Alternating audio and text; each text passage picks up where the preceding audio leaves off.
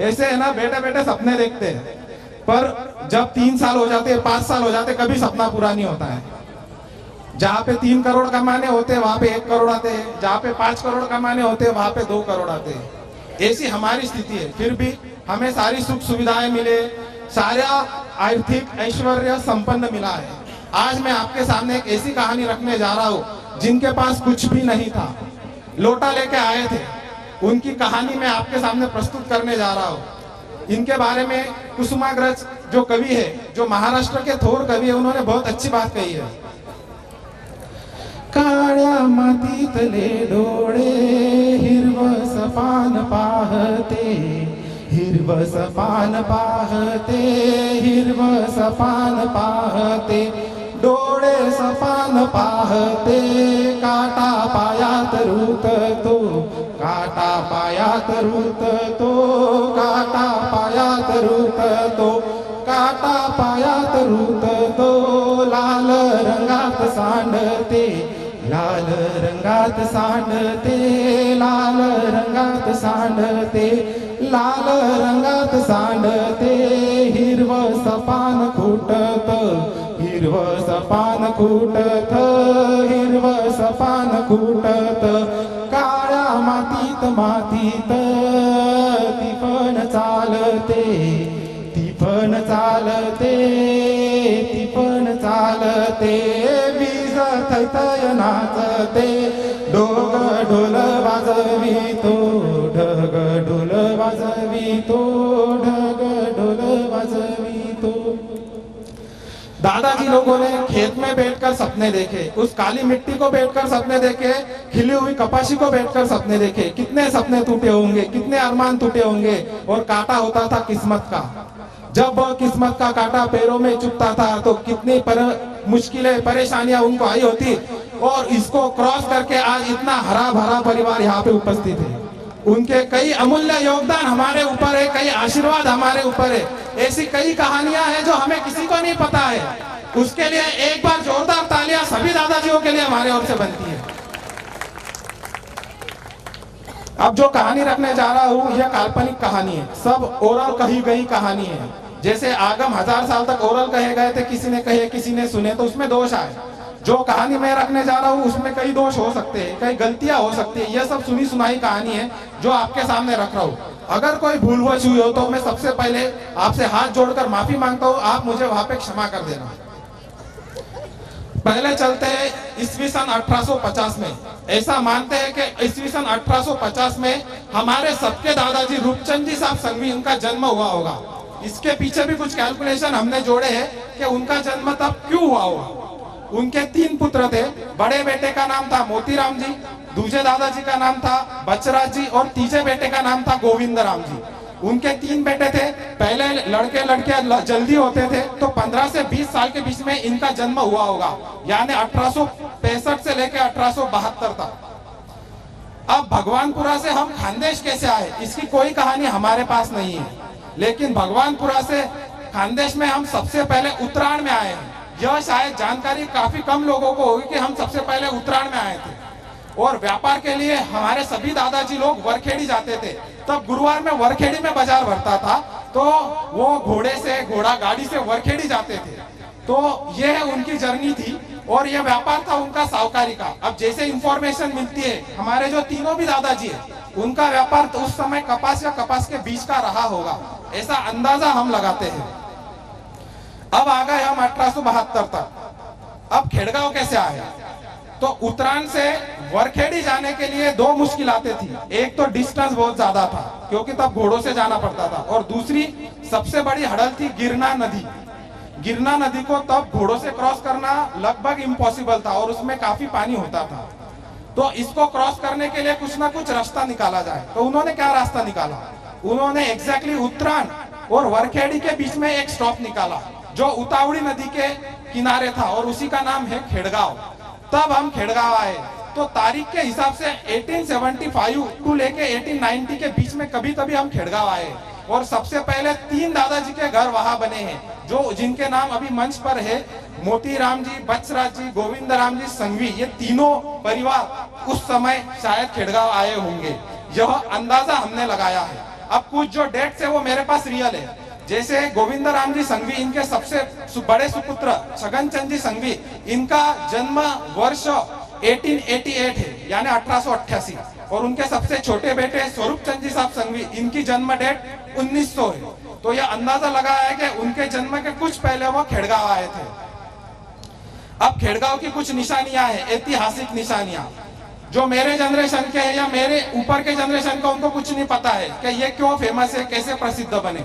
उनका कुछ इतिहास मैं आपके सामने रखने जा रहा हूँ। पहले महामारियां बहुत होती थी, प्लेग बहुत होते थे, तो 3 प्लेग की तब महामारी आई थी, एक 1896, एक 1920 और एक 1940। इन महामारियों में करोड़ों लोगों ने अपनी जान दी।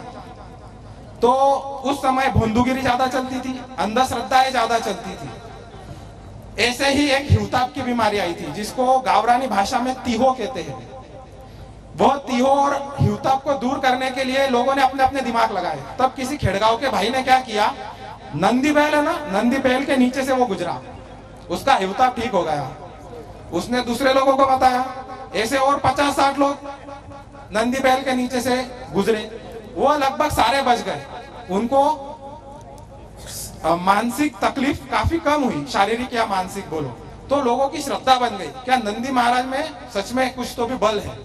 ऐसे करके नंदी महाराज का मंदिर उस उतावले नदी के पास बना, और ये बना दूसरी महामारी 1920 के बाद। तो लगभग 1925 से लेकर 1930 के बीच में नंदी महाराज का मंदिर उतावली नदी के पास बना। आज जो हम मंदिर देखते हैं उसके अंदर जो मूर्तियां है उसका भी एक इतिहास है। जो पुरानी मूर्ति थी वो खंडित हो चुकी थी, तो सभी गांव वाले बोलते हैं कि नंदी महाराज की खंडित मूर्ति अपन मंदिर में नहीं रख सकते हैं।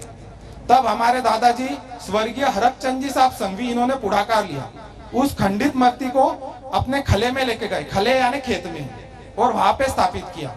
और यह जो मूर्ति है जो लेफ्ट हैंड साइड में है, ये मूर्ति अभी वहां पे है जो मंदिर के अंदर है, और इसको स्थापन किया है हमारे दादाजी स्वर्गीय भागचंद जी साहब संघवी। इन्होंने तब यह कोरीव मूर्ति राजस्थान से बना के लाई थी और इसकी स्थापना वहां की थी।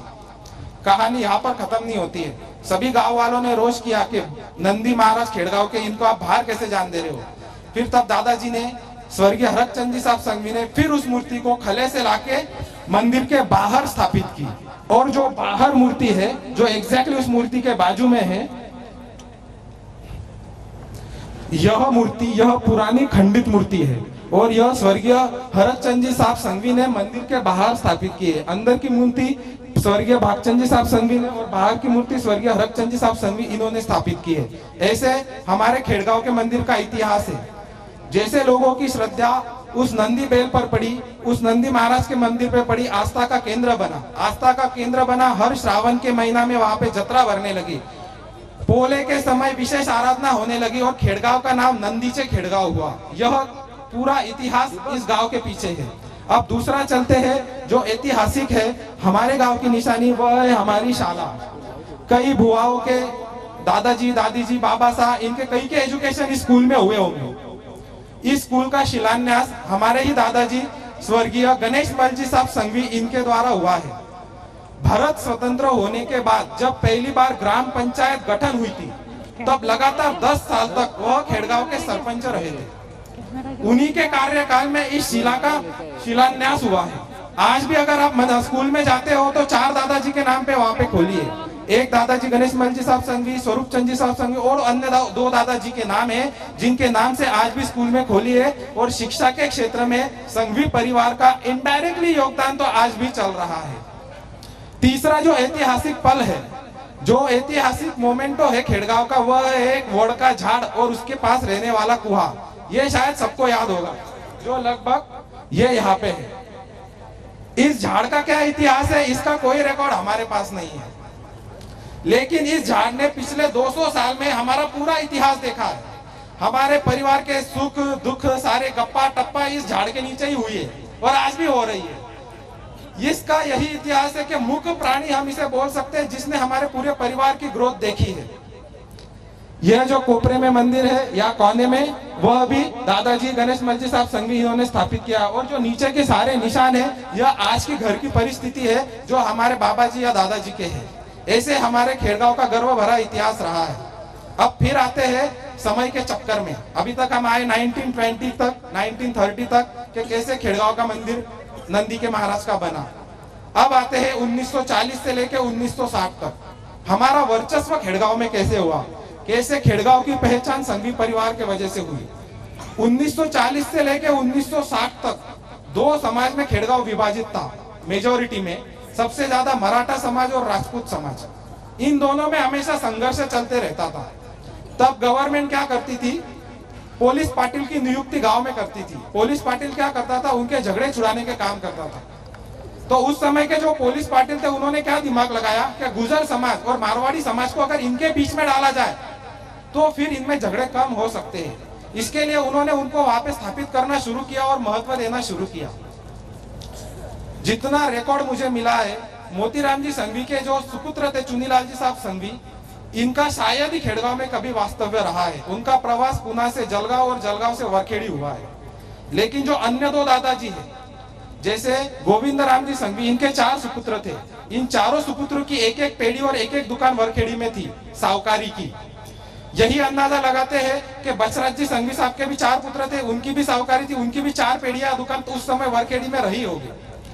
भाई भाई में झगड़े ना हो इसीलिए सभी दादाजियों को 8-8, 10-10 गांव बांटे जाते थे साहूकारी के लिए, यानी वो उसके गांव में न जाए और ये इसके गांव में न जाए, ऐसे साहूकारी चलती थी। सोचो उनका जीवन कितना दुष्कर रहा होगा। पैसे लेके जाने हैं वरखेड़ी के मार्केट में तो कैसे ले जाया होगा। एक गोनी लेते थे, गोनी में नीचे चिल्लर भरते थे।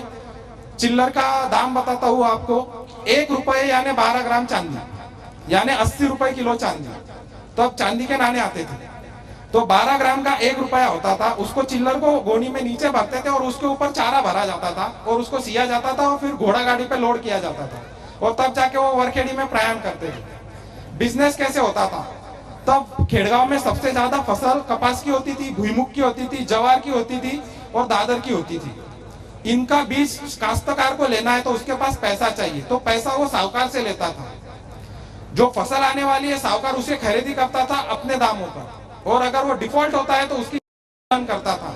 ऐसे हमारी साहूकारी बढ़ती गई। साहूकारी इतनी बड़ी कि खेड़गांव को पैसा वाल्यांचे घर, पैसा वाल्यांचे माहेर घर, यह नाम इतिहास में मिलता है। आप कभी भी गूगल पे, विकिपीडिया पे जाके डालो कि नंदीचे खेड़गांव यह गांव 1950 और 60 में कैसा था। ये मैं नहीं कह रहा हूँ, ये गूगल कह रहा है कि ये पैसा वाल्यांचा गांव होता। यहाँ से यहाँ की बेटी बहाना सम्मान समझा जाता था। आज हमारी जितनी भी पुरानी या अभी की भी बहन बेटियां हैं, सभी एक से एक बड़े बड़े घर में गई है। इसका कारण क्यों है? क्योंकि ये दादाजी की मेहनत थी, उनकी गुडविल थी, उनका व्यवहार था, उनका ऐसा बिजनेस उन्होंने सेट किया था कि लोग लेने को आते थे यहाँ बेटी, और ये इसी गांव में बेटी बहाना भी सम्मान समझा जाता था। यह उनका उस समय का ऐसा बिजनेस था कि उन्होंने इस तरह से सेट किया था। उस समय काफी उनको काफी मुश्किलें भी आई, काफी परेशानियां भी आई, फिर भी परिवार बढ़ाया, और केवल परिवार एक क्षेत्र में नहीं बढ़ाया, सामाजिक क्षेत्र में भी बढ़ाया। जब जब इलेक्शन हुए हैं 1950 से लेकर 1965-70 तक, तो इलेक्शन का चंदा लेने के लिए उस समय के खड़े पुड़ारी भड़गांव में आते थे, और हमारे कई दादाजियों ने उनको चंदा दिया है कि जाओ भाई तुम इलेक्शन लड़ो, तुमको हम मदद करते हैं। आज भी कोई ऐसा न कर पाए, लेकिन उन्होंने उस समय में ऐसा किया है जब पाचोरा में तो हमारा वास्तव्य भी नहीं था। तो क्या महिमा उनकी थी, उनकी महिमा आपके सामने रखने का सौभाग्य मुझे मिला है, यह मैं मेरा सौभाग्य समझता हूँ। इसमें कुछ गलतियां भी हुई होंगी, कुछ भूल भी हुई होंगी, या कुछ दोष भी होगा, तो उसके लिए मैं क्षमस्व हूँ। हमारा हेतु केवल यही था कि आप आए हैं तो मेरी जनरेशन, मेरे से पहले सीनियर जनरेशन और आने वाली जनरेशन को पता रहे कि खेड़गांव और खेड़गांव के नंदी का क्या महत्व था।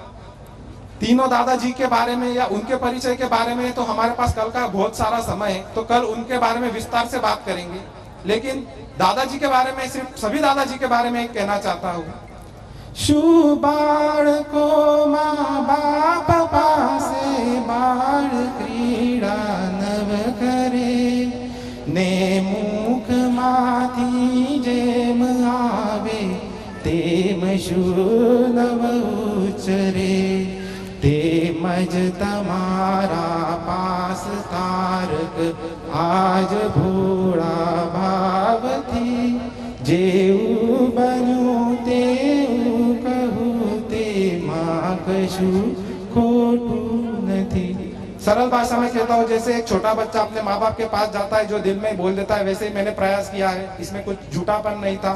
तीनों दादाजी के बारे में हमारा इक्वल सम्मान है। हम एक जैसे ही उनको मानते हैं और उनको वंदन करते हैं। तो तीनों दादाजियों के लिए एक बार जोरदार तालियां हो जाए। अब मैं हमारे होस्ट को बुलाना चाहता हूँ। कहाँ है भाई साहब? जोरदार ताली बजा दो।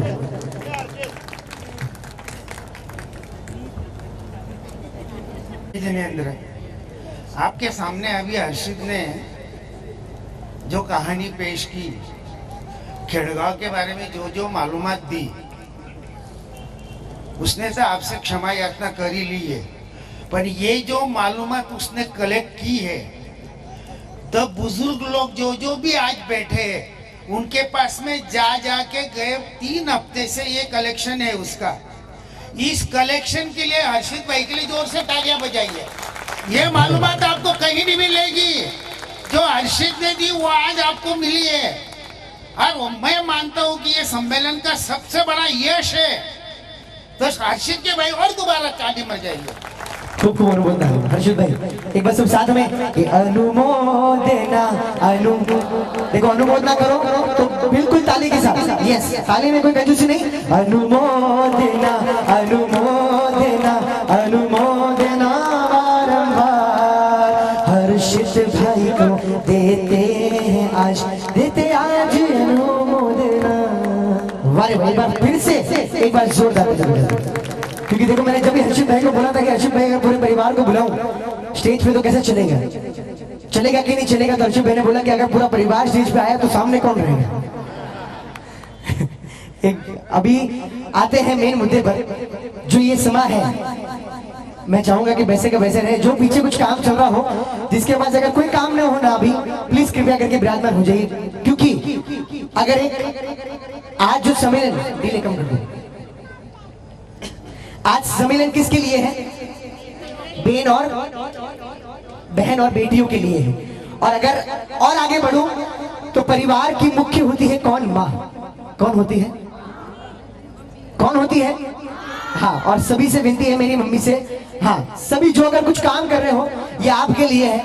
बहुत ही सुंदर कार्यक्रम है, 5 से 10 मिनट का है। हाँ, जितनी मेरी मम्मी और मेरी जितनी मम्मी काम कर रही हो अभी, हाँ जो बातें कर रही हो, कृपया करके आपसे विनती है, ये आपके लिए है।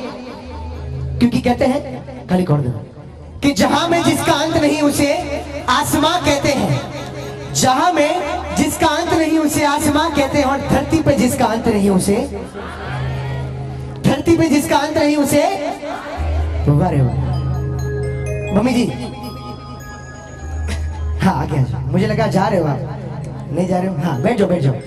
बहुत ही सुंदर कार्यक्रम है। कहते हैं ना, यहाँ पर ऐसा कौन बैठा है कि जिनकी मम्मी सामने बैठी हो? हाँ, कौन बैठा हो?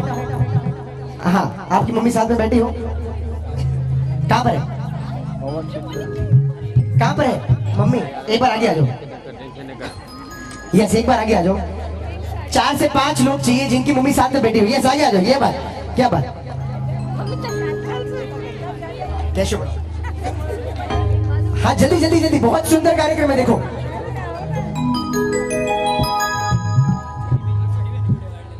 हाँ जी आइए।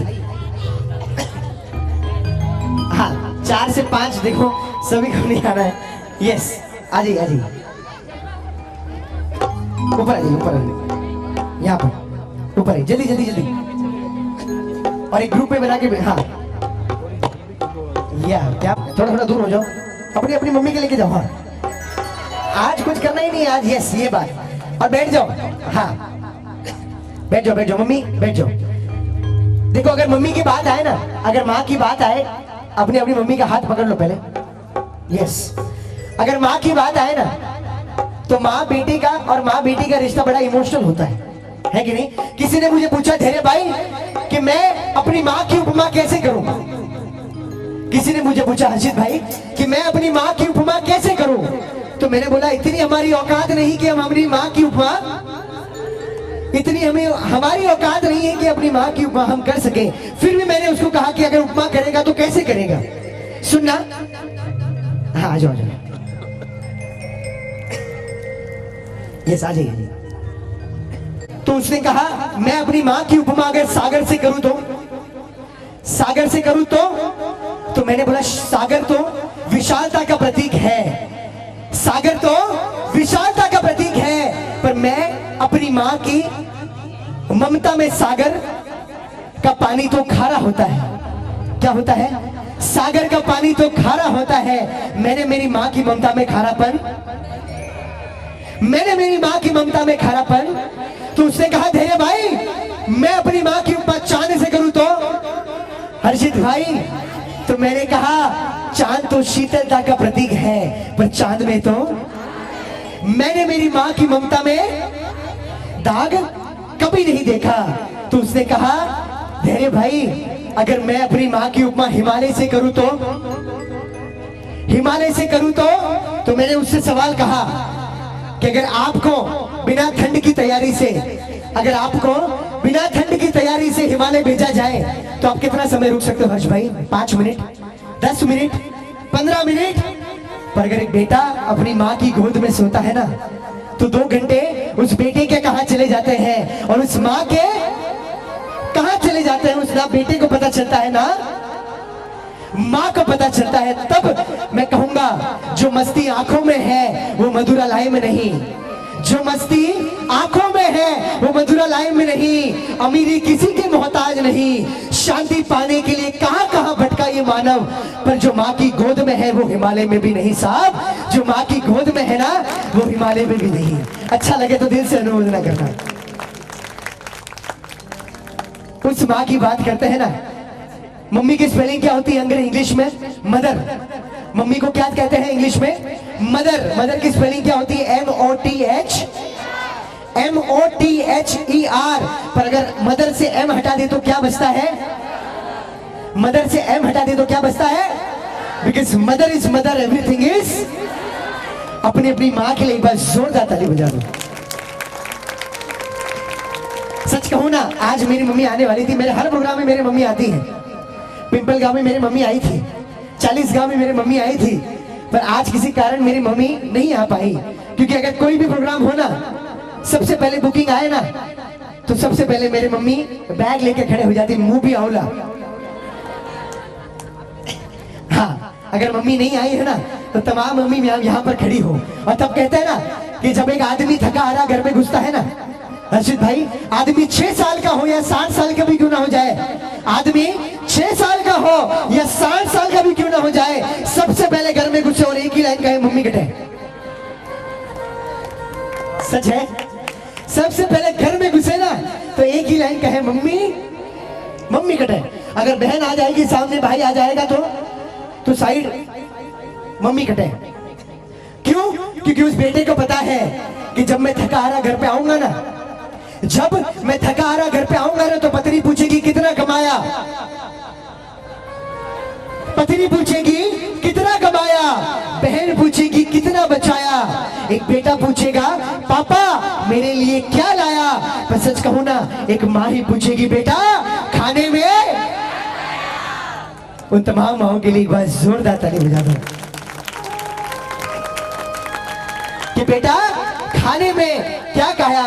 एक मिठाई में, एक मिठाई के डिब्बे में अगर खाने की, मिठाई के डिब्बे में 4 टुकड़े हो ना, अगर एक मिठाई के डिब्बे में 4 टुकड़े हो और खाने वाले 3 हो ना तो सबसे पहले मम्मी कहीं मारे भूख नहीं तू खा ले, है कि नहीं? मारे भूख नहीं है तू। और तब उन तमाम माओं के लिए कहेंगे, तब कहेंगे क्या दिनेश भाई, हो तू कितनी अच्छी है, तू कितनी प्यारी है। देखो आज मौका मिला है, मम्मी से लाड करना है, मम्मी से प्यार करना है कि नहीं? तू कितनी अच्छी है, तू कितनी प्यारी है कि भोली भाली है, हो माँ, हो माँ, ओ ताली के साथ, ओ माँ, तू कितनी अच्छी है, तू कितनी प्यारी है, तू कितनी अच्छी है, तू कितनी प्यारी है, भोली भाली है, हो